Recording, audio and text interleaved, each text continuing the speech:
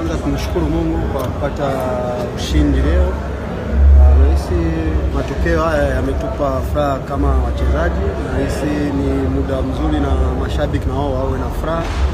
Kwa kweli tumeteleza msimu huu kwenye CAF, lakini ndio hivyo, tumshukuru Mungu. Alafu kingine naweza tu kuambia mashabiki wafurahi kwa sababu ushindi ni ushindi na tutaendelea kupambana kwenye mechi zijazo.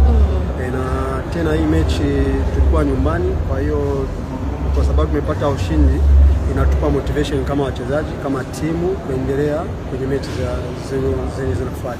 Bila shaka mara baada ya kutoka kwenye michuano hii, hesabu sasa zimerejea kwenye ligi, focus imehamishwa kwenye ligi, na kiu ya mashabiki wengi kwanza wamefurahi kukuona umerejea Msimbazi, lakini kiu kubwa ya mashabiki ni kutamani wachezaji wao wa Simba wakienda kupindua ama kugeuza ile tunaita uteja kwa upande wa Young Africans, mnakwenda kukutana nao machi moja. Hiyo ndio kiu kubwa ya mashabiki. Kauli yako ni ipi kama mchezaji? Nahisi sisi muhimu ni kuchukua kila mechi after match. Nahisi sasa hivi ni muda sio sahihi kuongea kwenye mechi ya Yanga kwa sababu kabla ya Yanga hapa tuna mechi nyingi. Kwa hiyo itafika muda tutaongea kuhusu mechi hiyo.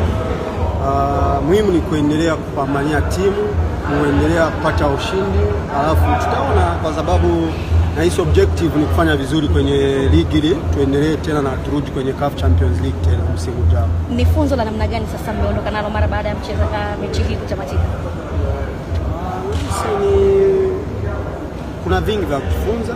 Moja yapo ni muhimu sana ni kumaliza mechi kwenye wakati, kwa sababu naona mechi nyingi tunakuwa tunapata nafasi ya kufunga lakini tunakosa, na sometimes tunapata chance ya kushinda alafu tunakosea tena labda, alafu tunapoteza points. Kwenye mechi kama hizi za kimataifa ziko tofauti kidogo kwa sababu tunacheza na timu zenye upinzani mzuri, kwa hiyo na sisi tunatakiwa tuwe makini na kupambana zaidi. Asante sana.